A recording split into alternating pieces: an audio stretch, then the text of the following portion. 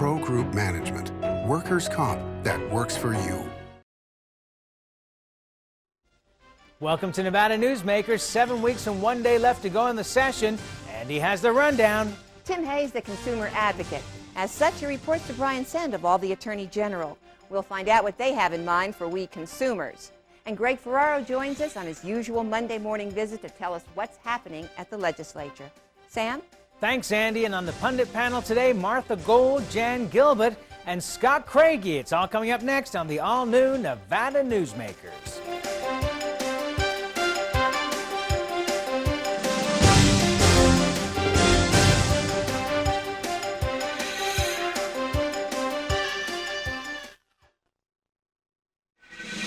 Nevada Newsmakers, brought to you in part by Charter Communication. Today's lesson, another reason to take the Gold Rush Club Card Challenge. With the Gold Rush Card, you really have 3 cards in one. Use your cash back. You still keep your comps and drawing tickets. Use your comps. You still keep your cash and drawing tickets. And with your drawing tickets, you could win thousands in cold hard cash every week. And still keep your cash back and comps. Does your club add up? Graduate to the Gold Rush Players Club. It's the smart thing to do. The Gold Dust West, south on Keystone, east on 4th. Folks, you must see what's new in Virginia City. Ride the V&T train all the way to Gold Hill. Explore a mine, if you dare. Visit Piper's Opera House. Watch the gunslingers shoot it up on C Street.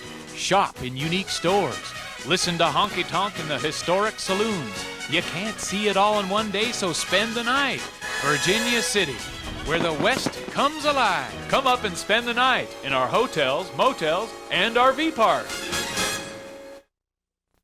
When he was just a young boy, Ken Dillon laid back, looked up at the stars, and thought to himself, hey, this house could use a roof. Today, Ken Dillon's D&D Roofing and Sheet Metal offers a complete line of Firestone roofing products for any type of roof, from commercial to industrial and residential.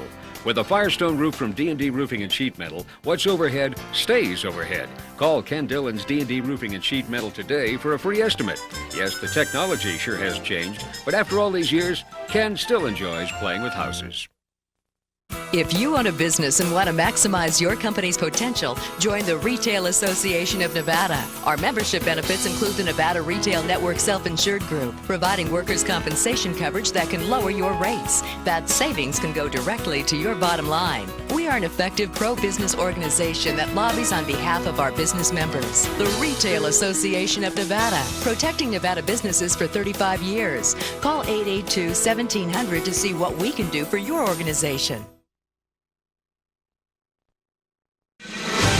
This is Nevada Newsmakers with Sam Shad, political analyst Ande Engleman on No Holds Barred Political Forum. Now, from the News 4 Broadcast Center, here's Sam Shad. Tim Hay is the consumer advocate for the state of Nevada.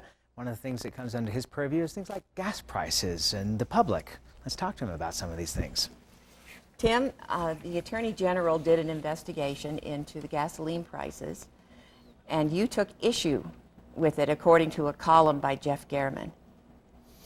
We certainly didn't take issue with the investigation. There was a price gouging bill that had been drafted by our office to be introduced in this session for reasons that I'm not entirely clear on. The Attorney General elected not to introduce that bill. That would have given our Consumer Protection Division one more tool to address price gouging in gasoline and other commodities during times of shortage or natural emergency. It was a difference of opinion, I guess, on whether or not we needed a stronger statute than we had. Our office has conducted the investigation statewide on gasoline pricing. At this point, we've found nothing to indicate that other than normal market forces have caused the escalation in gas prices, but we are continuing to monitor that. Tim, it brings an interesting question up, which is what's the difference between price gouging and making a profit? One of the problems with the gasoline supply here in Nevada and California is the lack of refining plants there. If they had more refining plants, then they wouldn't have such a crisis every time any problem occurs, to pardon the pun, in the pipeline. That's exactly true. And of course, Nevada gas prices are very much affected by what goes on in California. California has some of the strictest regulations on the quality of the gas in order to preserve air quality there. There has not been a new gasoline refinery built in the United States in the last 30 years. These are huge, capital-intensive endeavors, and during normal times, the refining capacity that we have is adequate.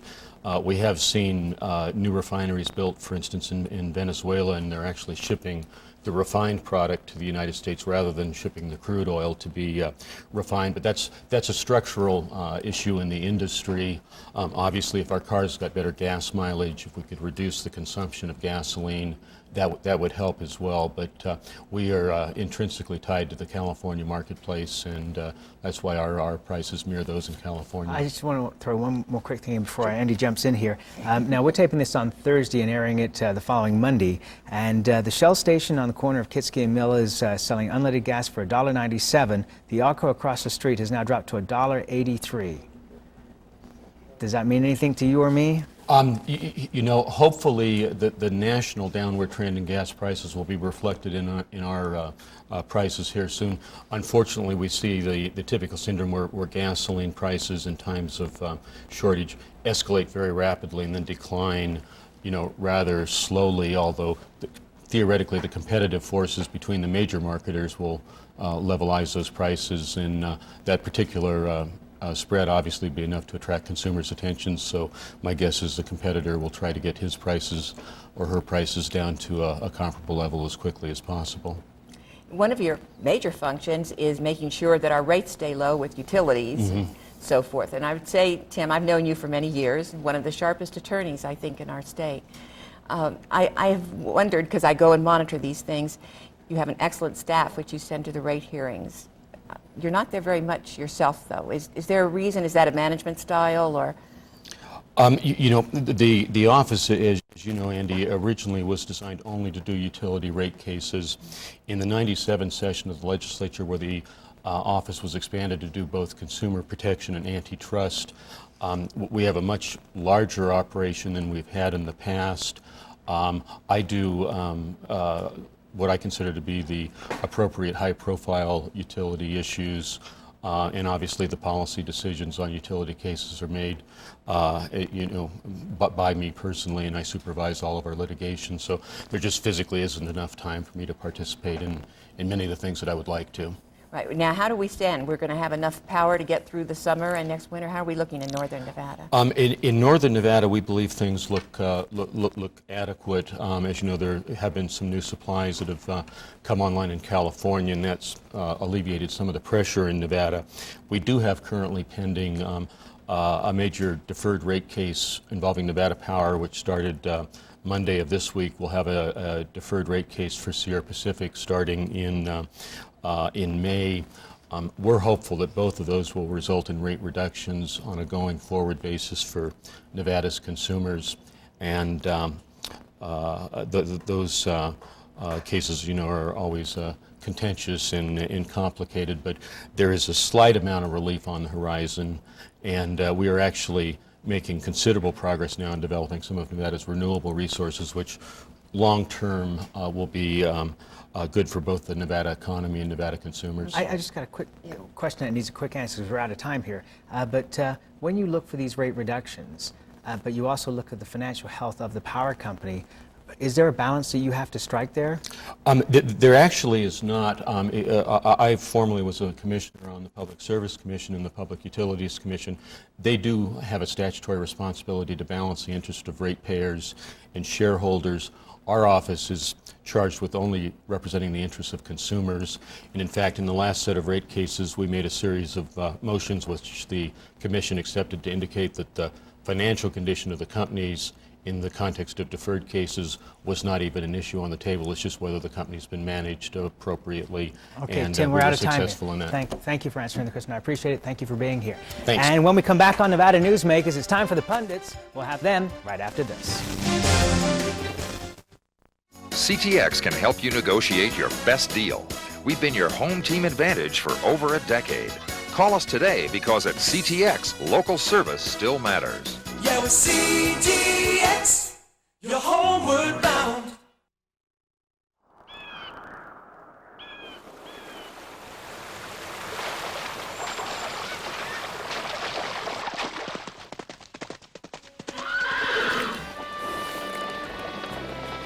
When you sign up for Wells Fargo free checking, you get more than free checking.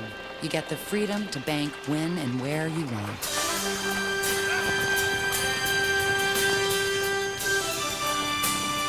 Wells Fargo, the next stage. What do you know about the gross receipts tax being proposed in Carson City? This new tax will cost more than $30 million to implement, require lots of new state employees, and take 2 years to generate $1. It will create Nevada's own IRS, forcing anyone who's in business to file a state tax return 4 times a year. The new state agency will have access to all your personal, federal, and business tax returns to make sure you comply. Nevada doesn't need more tax collectors. Call your legislator now and just say no to the gross receipts tax. At Sushi Club, everybody's family. That's what makes dining here so much fun. The sushi is consistently better, the atmosphere is great, and the service is wonderful. Welcome to the bigger and better Sushi Club. Come in for our delicious daily specials. When you're talking sushi, you're talking Sushi Club in the Independence Square Shopping Center.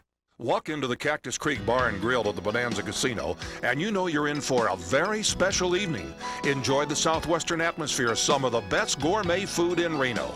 It starts right here with Chef Bruce Norman and his talented staff. From buffalo T-bone to martini scampi and peppercorn duck.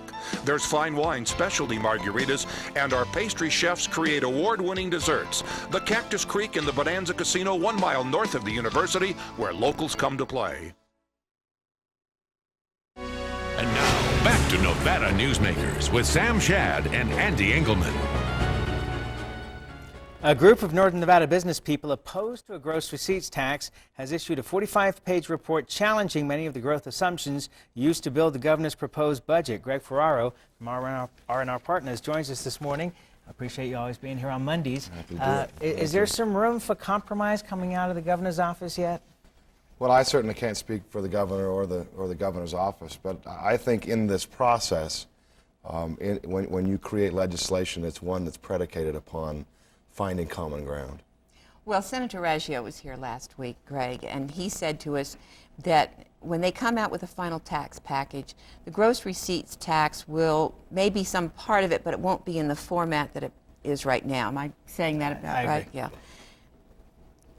What kind of format might we be talking about? Well, I hesitate to ever contradict the good senator, but I think it's too early to tell with any specifics about what something's going to look like. We've still got 50 or so days to try to hammer out a tax plan that hopefully will guide us through the next decade and beyond, and no one wants to do this again next session. So well, actually, I am hearing from some people that they're thinking that maybe what they ought to do this session is cover the shortfall, have some time to really run the numbers in the interim, and come back next year, walk in the door, and vote for some taxes. I don't know who you've talked to, but I think that that's not the majority view. I think that the legislators feel an enormous burden to get this done and get it done for a long time coming. All right, so both tax committees are supposed to start putting together some sort of tax plan, final tax plan on Thursday, I guess, and Friday and so forth. What do you see happening there? I think that's right. In my conversations with Chairman Parks and Chairman McGinnis, they want to start to narrow the field.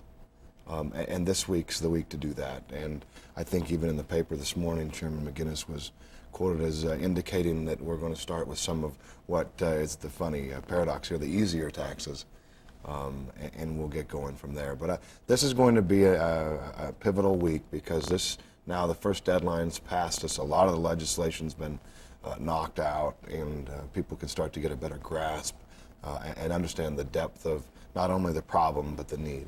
You know, it's interesting. I still don't see anybody in the state beyond the gaming industry and mining and culinary who are promoting the sea change in the way that we're taxed. Businesses seem to be coming back very, very strongly, saying that they don't want this. They're not sure the governor needs all the money that he's asking for. Do you think they've got blinders on? Well, I'll say this, giving some of them the benefit of the doubt, a good robust debate needs to ensue. Some of the other businesses in the state, I think, are very clear-eyed about their objective, and that is to avoid the tax man at all costs. Isn't that something that, though, that gaming and the culinary have been screaming about these businesses? I don't think they're avoiding it. The tax on services will clearly tax some of these companies far more than they're presently taxed. No, I think that's debatable on the one hand. On the other hand, I think the sales tax on service is a Trojan horse for some of these other businesses. They know that they can put the burden squarely and directly on their consumers and not have to absorb any of the obligation that under other plans that they would. But I understand that in New Mexico, where they have a gross receipts tax, that businesses raise prices for like 2 weeks out of the year to cover all the gross receipt tax they have to pay, and the people are basically paying it. Well, I think any tax plan fosters creative thinking, and so let's not make that directly attributable to any tax. But I'm not familiar with the New Mexico example of how they collect their taxes in order to meet their obligation to their school children and their seniors. But I know in Nevada, the way that the gross receipts tax is at least conceived now, there are some adjustments that are being made to allow for pass-through revenues to be not taxed in the same manner as other businesses or other business revenue. The bottom line is going to be this. I think that the governor, and now I think a growing number of legislators, realize that this is the window's open now, and only for a short period of time, and we need to do this right. And in order to do it right, businesses are going to have to pay on some equalized basis. And as part and parcel to that is there need to be new payers. The system we have today is inadequate. It can't get the job done to stay astride our growth, and so we're going to need to ask people to do more, but we can't do that until others do their own part. Greg, one of the things I appreciate about you and other major lobbyists who have been on the program and major players of the legislature like Harvey Whittemore and Sam McMullen is that you've been very open about what goes on and what your thoughts are as you guide your clients' goals towards the session here. But what about people who lobby by email, who lobby by telephone? Is there a danger when these people do not have to register as you do as lobbyists, that there are things going on that maybe shouldn't be going on? Well, I think no. I mean, the first answer is no. I think that's the basis of a citizen legislature, and I think the legislators appreciate hearing from people of all different stripes and from all different pockets from the state. But I think at some point there's something sinister about having extended role and relationship with the legislator without full disclosure. Okay, we're out of time. We appreciate you being here. Happy to do it. See you next week. Thanks. Greg Ferraro here. We'll be right back on Nevada Newsmakers with the Pundits after this timeout. Before you head to Carson, take care of yourself with a visit to Tamarack Junction. Catch a hot cup of coffee and the morning news on one of our 32 TVs and enjoy the best food in South Reno. Tamarack Junction, your junction for fun. South Virginia and Amati Ranch Parkway. Nevada should have a tax system that is fair and balanced, a system that taxes high-end services for the first time, while giving families a tax break by reducing the sales tax on common household products and other major purchases. With businesses and consumers working together, we can have a tax system that is fair to all and meets the growth needs of our state into the future. The legislature in Carson City is currently working on a new tax bill. Call them right now. Tell them you want a lower state sales tax. We've loosened our machines. We've given you the Gold Dust West Gold Rush Club, Reno's best slot club. You can win lots of jackpots. Play longer. Your points will add up faster than you think. Yeah, we're loose and we're not screwing around. See you at the Gold Dust West, south on Keystone, east on 4th. Folks, you must see what's new in Virginia City. Ride the V&T train all the way to Gold Hill. Explore a mine, if you dare. Visit Piper's Opera House. Watch the gunslingers shoot it up on C Street. Shop in unique stores. Listen to honky tonk in the historic saloons. You can't see it all in one day, so spend the night. Virginia City, where the West comes alive. Come up and spend the night in our hotels, motels, and RV park. Make your daily commute easy with breakfast or lunch at the Tamarack Junction. Enjoy daily specials, super fast service, and South Reno's freshest morning meals. Tamarack Junction, your junction for fun. South Virginia and Amati Ranch Parkway. And now, back to Nevada Newsmakers with Sam Shad and Ande Engleman. And here on Nevada Newsmakers, this time it really is the pundit panel coming up here. Got a great pundit panel for you today. Martha Gould joins us. Scott Craigie, welcome back, the prodigal son. Thank you. Jan Gilbert, pleasure to have you all. Nice to be here. Let's start out with you, Scott. Gross receipts versus the services tax. How's this heading to you? Well, there are two viable tax forms, in my opinion. At the same time, I know the governor's focusing on the one he had in the State of the State address. You can't blame the governor for wanting to focus. I mean, we're getting down to the last third of the session. He has a fiscal emergency, one that, frankly, as the former director of the Department of Human Resources, I think we are getting so low on what we're paying for Medicaid, so low on what we're paying for mental health. We're very vulnerable to a lawsuit that would force the courts to run our government. And so you can't blame the governor for focusing on one tax. I'm sorry, would you explain that? Well, I'm very concerned that education is not getting the money that it must have. That's a state constitutional responsibility. Medicaid is a state mandated responsibility. Mental health is a state mandated responsibility. I got a couple of good Democrats around me here. I'm safe today. Saying that if a group went to court and said Nevada is negating its responsibilities in those three vital areas, there may be more of those in my areas of experience, I think we are so vulnerable to having a court take over our system and mandate what we spend on these services.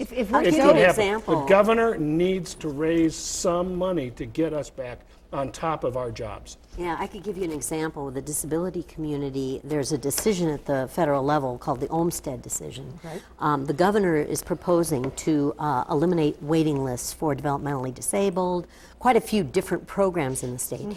If we don't eliminate those waiting lists, we could be sued. Okay, if things are so bad, Yes, Scott, we should be. why is the governor not freezing wages at the state level? We could save $4 million by not giving raises.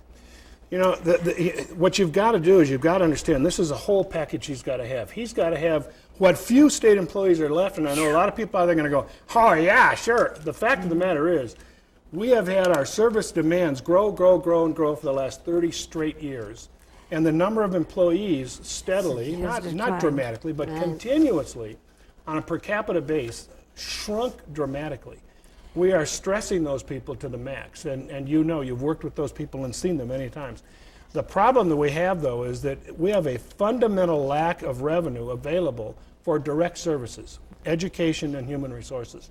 Other areas as well, but in those areas, Couldn't we it's save a critical. lot if we don't go to all-day kindergarten? He's not going to do that. We could, but again, that balancing the budget requires somebody else to step up. Scott, you I can got to cut ask your you way to pause to for it. a second because Martha is going to bust if she doesn't get a word. And you should. Not bust, get a word in. Thank you. I've been sitting here very quietly listening, and the bottom line is, you said something about salaries. Well, I've been a public servant all of my life, and I have to tell you, we do not compete well with the private sector. If you Private sector makes less than the public sector. I'm not talking just about Nevada. We are having people, good people, leave Nevada to go to other states or into the private sector in other areas because they can make a wage that they and their families can live comfortably on. The bottom line is you get what you pay for. The state of Nevada has never been willing to pay for something, and so we have schools that are hurting. We have people who need help, and it's not just the working poor, it's the disabled. Okay, it's across the board. Wait a minute, let me finish, because only if you do it quickly. The taxes that we are looking at now, and we've got, and actually I think Don Gibbons has some good things to say. 15 seconds. Everything is sitting on quicksand. And that is exactly what we're looking at. They're taking a Band-Aid and they're trying to cover a deep wound. It's not going to work. Okay. Special section. Remember, I never lie. Okay. Special section. All right. And you're not the only one on this panel that's talking about the possibility of special session. Scott said the same thing. One of the things, and Andy and I were talking about this before the show, is that in the private sector, people go years without getting a raise. I can give an example of myself. I worked at Channel 8 for many years. 8 years out of the 10, I did not get a raise. And raises that were offered tended to be in the 2 and 3% category. There were no cost of living increases. It's a whole different world in the private sector to the public sector. And those that live in the private sector are going, in private business, if you don't have the money, it doesn't matter how great the people are or how well you want to retain them. If you don't have the money, you can't pay it. State workers haven't had an increase. I think last session was the first time they had an increase in years. But they still get merit increase. They get merit increases every year, Jan. They still get raises every year. And in turn, they provide the services that keep the state functioning. Plus, I heard the other day a proposal. I gave the weather reports that kept the state functioning. I mean, let's not belittle anybody's job, from the janitor to the general manager. People all provide a service. This is the central debate in this whole issue. There are areas where the private sector and the public sector opportunities and benefits are different. There's no question about it. Absolutely. And that's part of the debate, and that's fine. I don't mind that issue being on the table. The bottom line, though, is we're not talking about the cost of the increases in salaries anymore. We're talking about $700 million. And we will continue this discussion, but for right now, we are out of time. Great panel. Thank you so much. We'll be back on Nevada Newsmakers after this. If you're talking sushi, you're talking Sushi Club. Year after year, voted the best place for sushi. 11 chefs on staff to serve you. Better ingredients for consistent high quality. And lots of room, so bring your friends. Sushi Club in the Independence Square Shopping Center. My name is Terry Butcher. I'm a power plant manager at Sierra Pacific Power Company. We keep Nevada up and running, from the mountains to the high desert to the cities, which is good for me because I'm a customer just like you.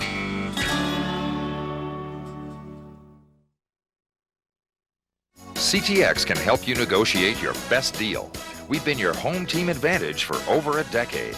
Call us today because at CTX, local service still matters. Yeah, with CTX, you're homeward bound.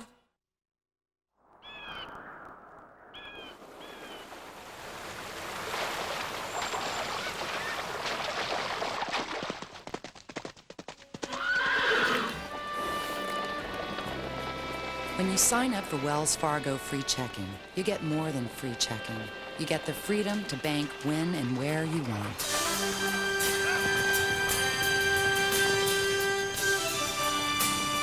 Wells Fargo, the next stage. Atlantis is cooking up a party. It's every diner's paradise. Toucan Charlie's Buffet and Grill, consistently voted Reno's best buffet by locals. Experience the Mongolian barbecue, new Asian station and sumptuous exhibition stations filled with fresh entrees, salads, and desserts. Try the Friday night seafood buffet and Sunday's champagne brunch. Atlantis.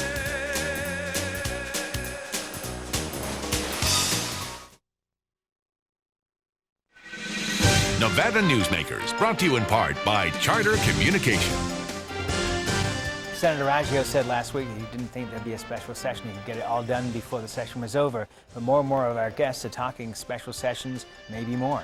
And the discussion's getting more and more heated. I think it's going to get nasty before it's all over. Who's up tomorrow? Tomorrow we've got State Treasurer Brian Krolicki and State Senator Warren Hardy. We'll see you tomorrow. Thanks for joining us.